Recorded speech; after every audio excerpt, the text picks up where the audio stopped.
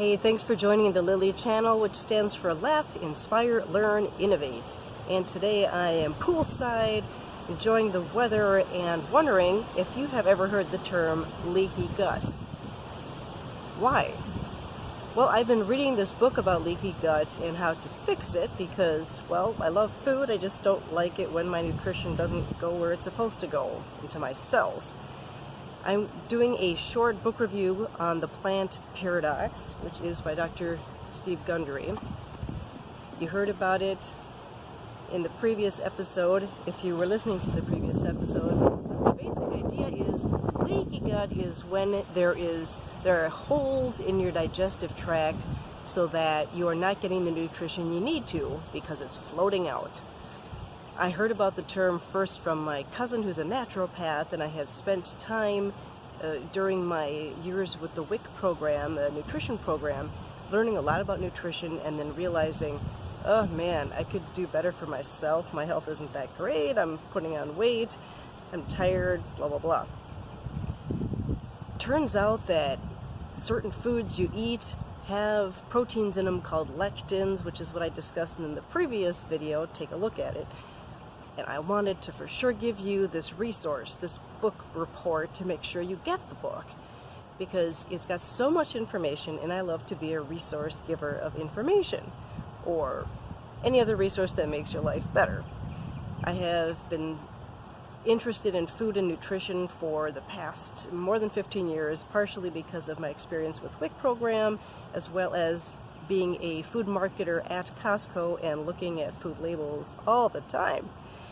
My husband had great success with the little tweaks that he did from Dr. Gundry's book, Dr. Gundry being the author of the book as well as a heart surgeon, which means he up close and personal sees people's eating habits at the time most critical when their heart's not working so well. Well, since my husband got help with it, with not having black beans or peanuts, I thought, well, I want to try it out. My skin could be better, my energy level could be even better, etc. Plus I have ADHD, and who doesn't have some sort of health issue? I found so much information in this book. Oh my goodness. I love it, the analogy that he makes with, the Red Rover game when you were growing up? Red Rover, send Lily right over.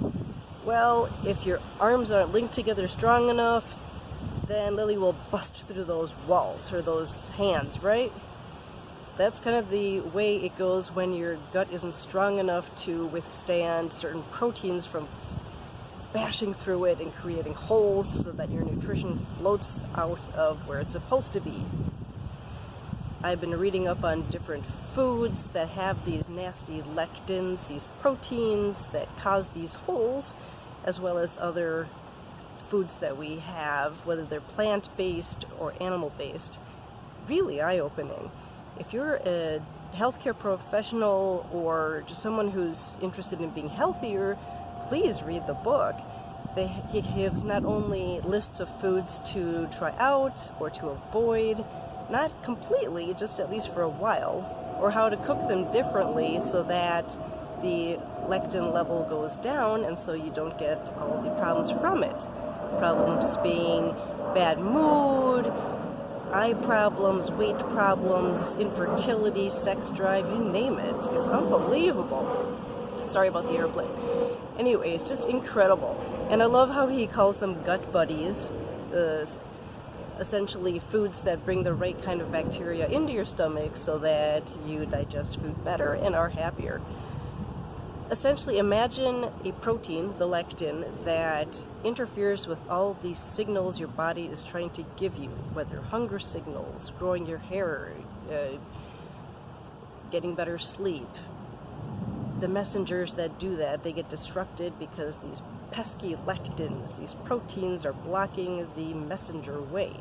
It's pretty amazing. I also decided to try out some of the suggestions like hemp hearts. Thankfully we actually had tried those before, so it wasn't a total change of diet for us.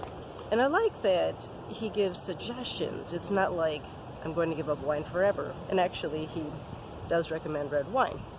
Yay! Yay to $3 chuck. I can't show it because I'm at poolside and you're not supposed to have, what do you call it, glass in the pool. Anyway, also, what was the other thing? I have tried millet because oats are full of lectins and I had been eating oatmeal. Oh well.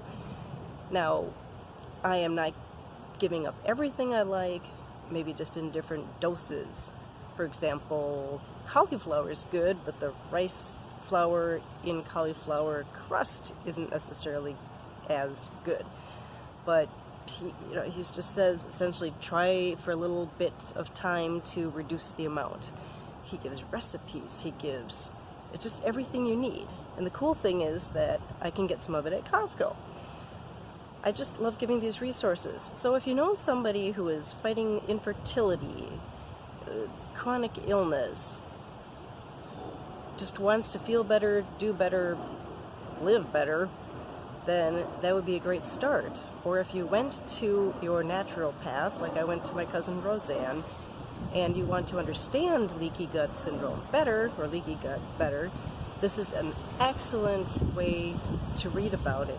He makes a sports analogy out of it, like an NFL game or something. It's really interesting. So, what else was there?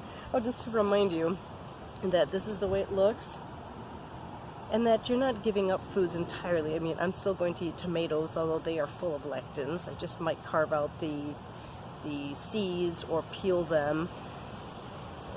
You keep living. So it's super, super cool.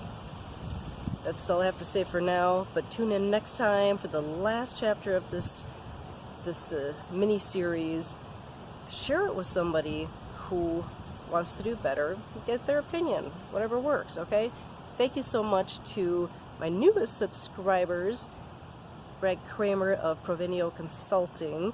If you need someone to train you on safety or on how to avoid dangerous work situations, he's a great guy for that. Also Shabazz Shah of Media Garcia, and also, what was the other one?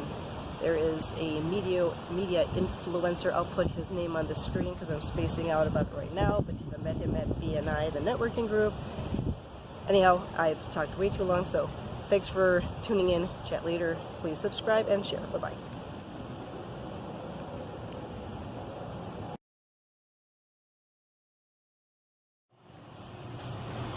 Since I am including some foods that are at Costco that would be part of the Gundry food list of the Plant Paradox program, I thought you would be able to see, or would like to see, what the cauliflower crust pizza looks like. Woo! And it's got about 4 minutes left. This one is the Milton's cauliflower crust pizza, the meat trio, I think it is. Well, thanks a lot to, I think it's Gatehouse Builders, I think that's her name. This lady who stopped by during her lunch break. Thank you for trying out our pizza and for buying one. Woo! I'm really, really excited. In 3 minutes, I'm going to be having vultures come and finish all the pizza. Well, it's not completely Gundry approved because there is rice in it, and I think the rice has lectins, but oh well. Can't be perfect, but it is really tasty pizza. So stay tuned for other possibilities that you can get here at Costco that are on the Gundry approved list, or shall we say, what Gundry mentioned for the Plant Paradox program. I'm so excited to show you the rest. Woohoo! Yay! And then hi to Shelly and Dick, who also came and visited me, and this nice Vietnamese couple who was wearing a funky hat that said "Make Smoking History." And also, there's something about Broke Clock Brewery. Somebody came from Broke Clock Brewery. I want to check that out in Minnesota. Oop, the pizza's probably ready. Oh, look at that. I think it's time to serve. See you later.